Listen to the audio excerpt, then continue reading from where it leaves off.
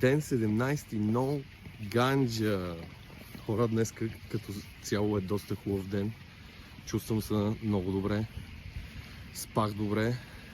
Имах доста кошмари, но те имам чувство, че ще продължат доста време.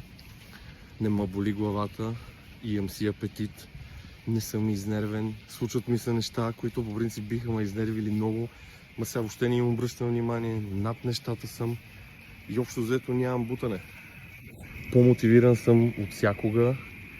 Връщане назад няма да има. Нито за малко, нито на определени поводи, специални поводи и тем подобни. Връщане назад няма. Много съм щастлив. По-щастлив съм от всякога. Даже нещата вече ги усещам по по-различен начин. Надушвам нещата много по-лесно, което ми направи впечатление. Преди нещата, дори повечето неща, даже не можех да ги помириша. Сега все едно са ми се отворили всички чакри на тялото. При положение, че съм си мислех преди, че точно е обратното, че тревата ми отваря чакрите. Но май излиза така, че тя ми ги е затваряла.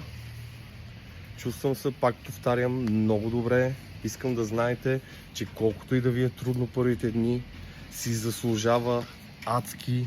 Това ще е най-хубавото нещо, което сте направили, е да спрете. Продължаваме силно напред. Не се даваме, не се предаваме, защото ще става все по-хубаво. По-лошо няма да става. Лошото вече е минало. Благодаря ви много за цялата подкрепа, за всички лайкове, лични съобщения. Знаете, отговарям, мога ли, винаги ще отговоря. Всички съвети ще дам, всички трикове ще кажа. Важното е да станем по-добри и да вървим заедно напред. И не забравяйте, стъпка по стъпка, ден след ден.